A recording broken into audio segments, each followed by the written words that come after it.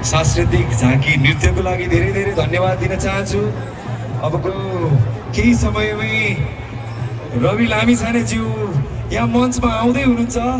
केही बेर धैर्य धारण गरिदिनु होला। भर्खरै मात्र मलाई एउटा खबर आएको छ, दान क्षेत्र नम्बर 2 बाट स्वतन्त्र उम्मेदवारी दिनुभएका समीर ओलीज्यू यहाँ उपस्थित हुनुहुन्छ, जसले राष्ट्रिय स्वतन्त्र पार्टीका हाम्रा उम्मेदवार विपिन आचार्यलाई नै यसपटक सघाउने निर्णय गर्नुभएको छ र आसनमा प्रवेश पनि गर्दै हुनुहुन्छ।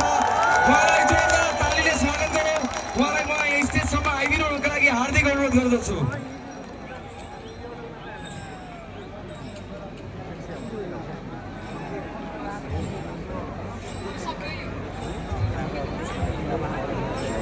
ल समीरजी आइसक्नु भएको छ।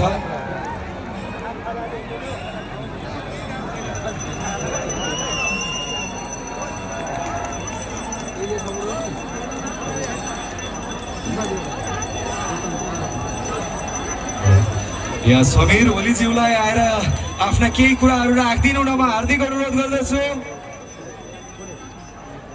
Okay, thank you so much.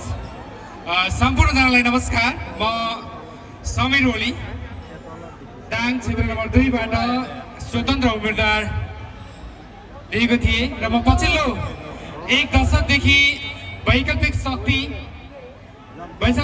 राजनीतिक शक्तिमा आबद्ध भएर